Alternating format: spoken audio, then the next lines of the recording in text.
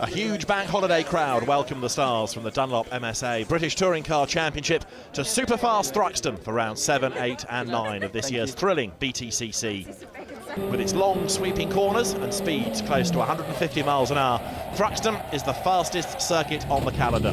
It's a real favourite with all the drivers who benefit from the special Dunlop hard compound tyres designed specially to cope with the extra demands. The season's opening 6 races had produced no fewer than 5 different winners, with Andrew Jordan and Jason Plato tied at the top of the points table. And it was defending champ Jordan who took pole position for the day's opening race, setting a new qualifying lap record in the process. Behind him, Matt Neal and Gordon Shedden made it an all-Honda top 3 in their new Civic Tourers.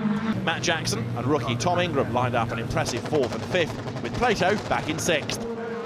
As the red lights went out, Jordan made his getaway, while the fast-starting Ford of Matt Jackson out-fumbled the 2 Tourers to grab 2nd. The feisty Jackson then briefly challenged Jordan for the lead, but by mid-distance was in full defensive mood, with Neal and Shedden hot on his heels.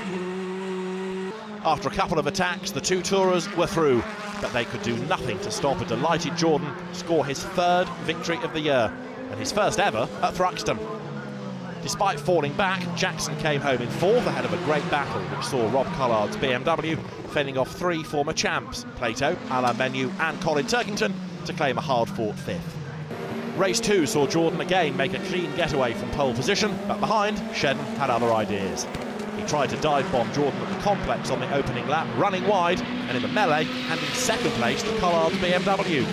The recovering Shedden, though, was still in fighting mood, first challenging and passing the opportunist Collard for 2nd, and then putting the pressure on the leader as the top 2 drew clear.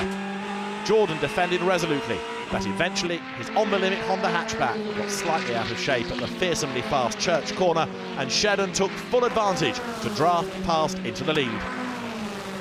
Jordan fought back, but the race was red flagged 3 laps early following a massive accident between Rob Austin's Audi and Nick Foster's BMW. Thankfully, neither driver was injured in what was a dramatic incident. So it was Shedden who took maximum points from Jordan, and an overjoyed Collard taking his first podium of the year on what's his home track. With the top 10 finishers reversed for a predictably dramatic 3rd race, the grid had an unfamiliar look to it. As they lined up, it was the Ford of Fabrizio Giovanardi and the Vauxhall of Jack Goff, which were on the front row, with Adam Morgan's new Mercedes and Plato's MG on row 2. It was Turkington from 5th, though, who made a lightning getaway, driving around the outside to grab 2nd spot on the sprint away from the lights. Behind, Collard tapped Morgan into a spin, and the sliding Mercedes clipped an innocent Plato, breaking the MG suspension on the spot. While those behind were sorting themselves out, Turkington wasted no time slipping past Giovanardi for the lead, and the BMW started edging away. His progress was briefly interrupted by the intervention of the safety car when Simon Belcher spectacularly rolled his Toyota Avensis over the barriers at Church. Again, the driver escaped unharmed. After the restart, Turkington quickly re-established himself at the front, with Jackson's Ford now in a safe 2nd. But while the first 2 drew away, there was plenty more action behind. Collard and Neal collided at the complex, taking both off, thus leaving Giovanardi to fend off Jordan, Shedden and Goff for 3rd. An untroubled Turkington sailed home to score his 2nd win of the year from Jackson and Giovanardi, just fending off the chasing pack to take the first podium of his BTCC return. As the dust settled, Louise Goodman caught up with Matt Jackson. So, Matt, any race weekend that ends up with the 2nd position has got to be a good one, hasn't it? It has, yeah. Overall, it's been fantastic. You know, we had a great qualifying to be P4.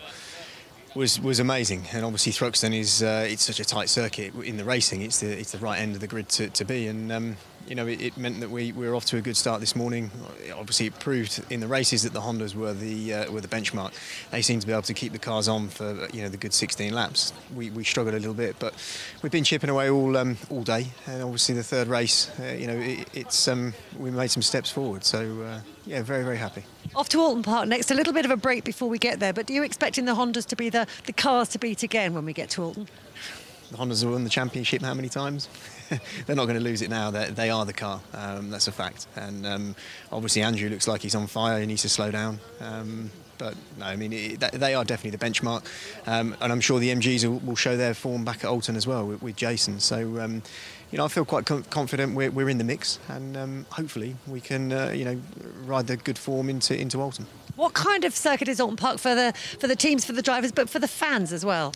I think Oulton Park is one of the best circuits in the UK. You know, it's an amazing place that sort of hasn't sort of moved on. It's still as it was, and it's absolutely, you know, as the spectators can get right close to the banks and the cars, you know, there's always a massive turnout. You know, the fans are great in that part of the UK, and yeah, I'm sure it'll be an exciting weekend. So one of the tracks that all of the drivers enjoy visiting? Absolutely, yeah. It's a proper driver's circuit. You know, it's going to be very, very close. There'll be lots of door mirrors getting knocked off and lots of paint swapping. So yeah, no, definitely a good weekend. See you there. See you there. Bye.